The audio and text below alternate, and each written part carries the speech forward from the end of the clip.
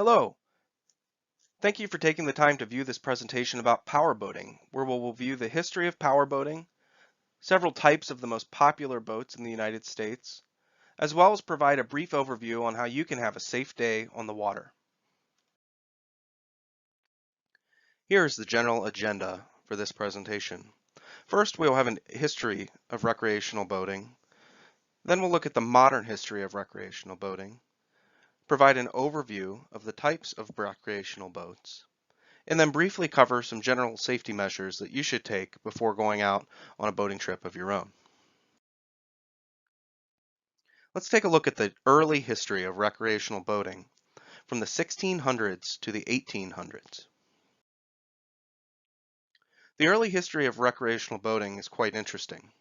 In fact, the earliest boating events occurred on the Thames River in the United Kingdom in the mid-1600s. Charles II of England was one of the very first yachtsmen. In fact, he was gifted his first yacht. He spent a significant amount of time sailing in the Thames River and built over 20 yachts over the course of his lifetime.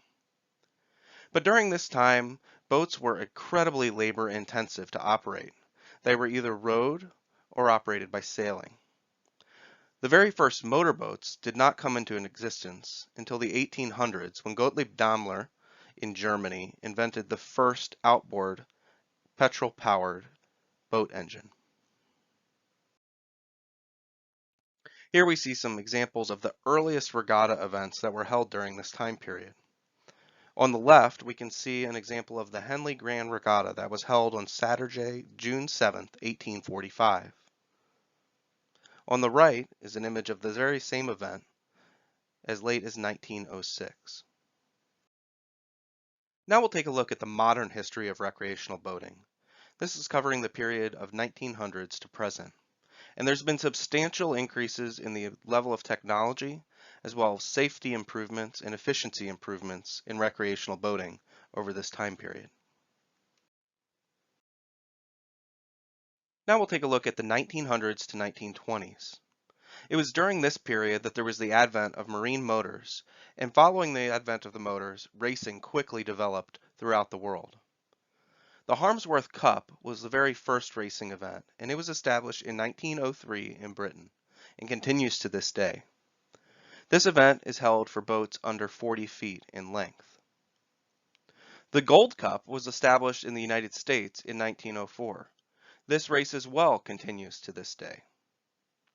The advent of outboard motors in 1910 made dramatic increases in the speed, efficiency, and uniqueness of the different vessels that undertook these racing events.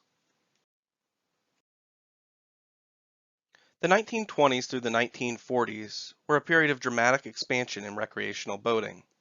It was during this time that the National Outboard Association and the Marine Trade Association were established, and these groups together helped move the overall industry forward. But the Great Depression affected the economy substantially, and recreational boating is very dependent on discretionary spending. So there was not as much mass production of boats through the 1930s.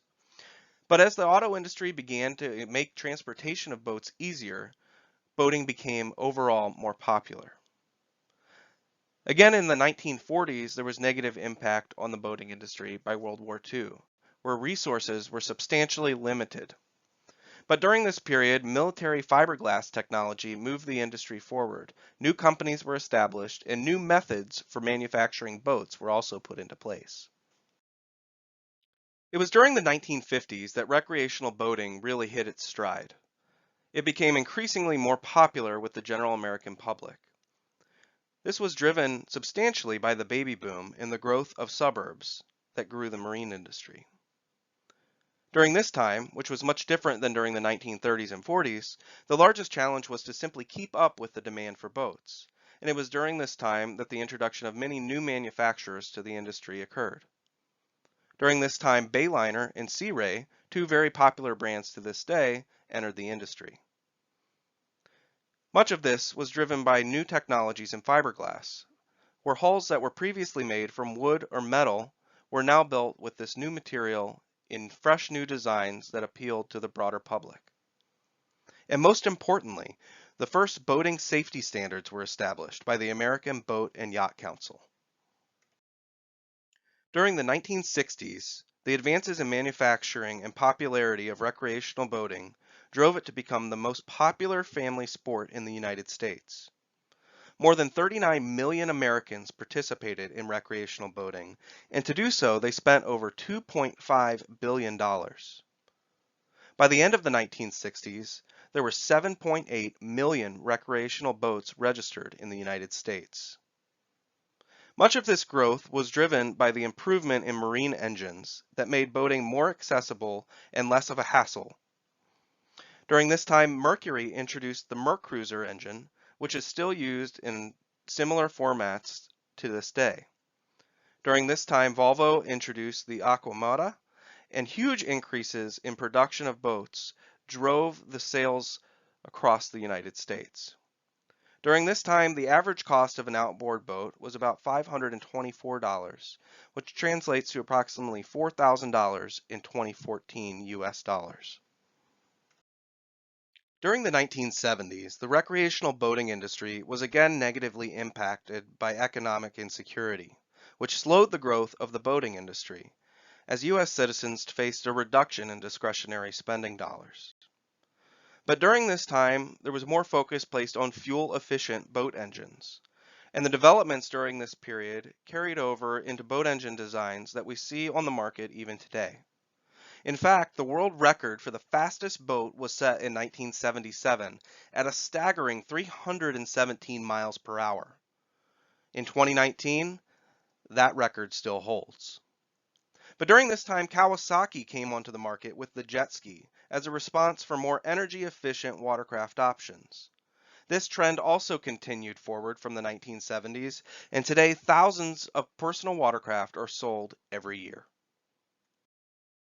As we enter the 1980s, energy costs continued to affect the boating industry negatively. In fact, things became so serious that the Department of Energy proposed a ban on weekend boating entirely.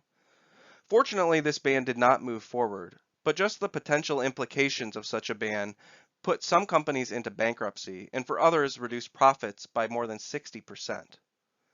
It was during this time that several companies were forced to consolidate or sell out their marine divisions entirely. However, for others, the pace of progress continued. It was during this time that Mercury introduced electronic fuel injection for marine engines.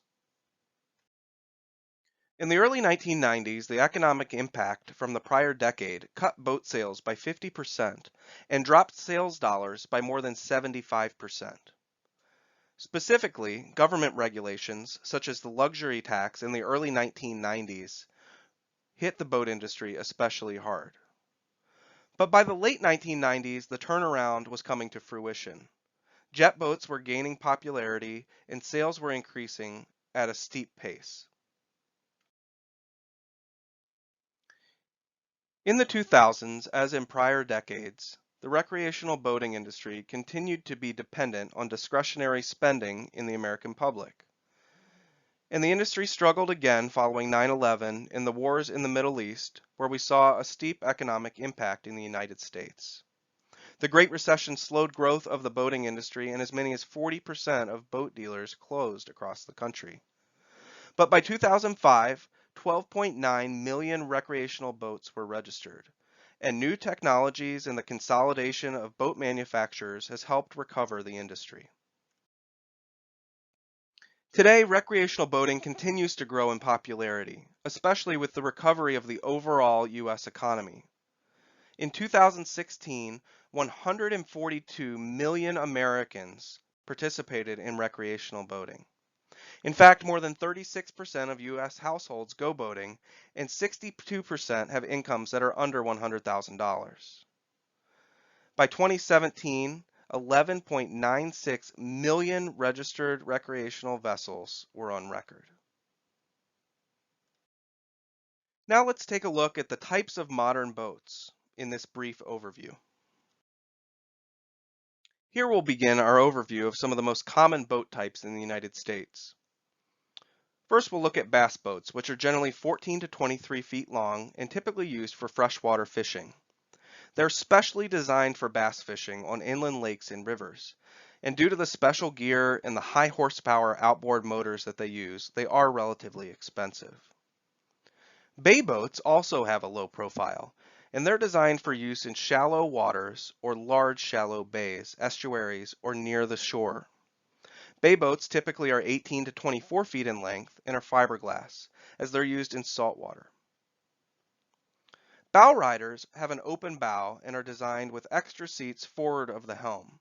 They're usually 17 to 30 feet long and are most commonly powered by a stern drive. These are considered a great family boat and can be used for fishing and for water sports. These are one of the most common boats seen on lakes and rivers in the United States. Center console boats are generally 13 to 45 feet long, and they're named center console because their helm is on a console in the very center of the boat.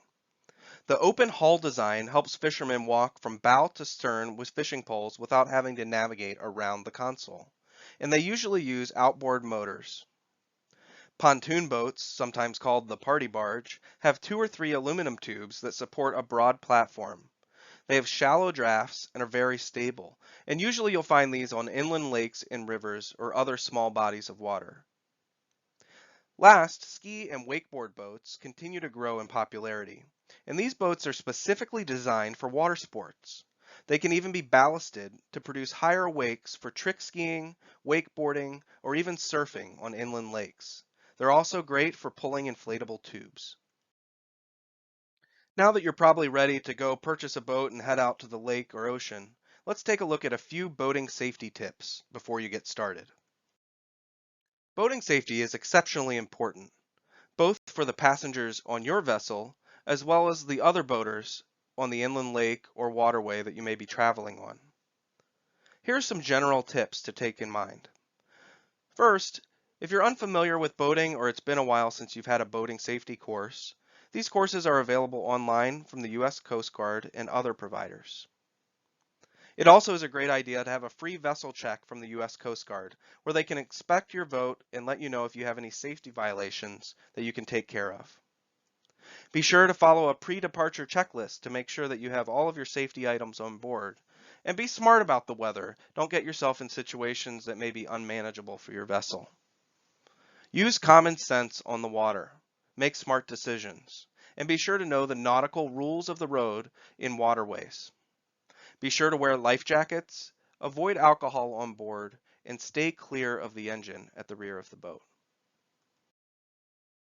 This presentation has depended on the following works cited: Boat US, Britannica, Where the Thames River Smooth Waters Glide, Formula Boats, 85 Years of Boating History by Larson, and WoodyBoater.com, which featured Miss Detroit 3 as she was meant to be. Thank you for viewing this presentation and have a fantastic day on the water.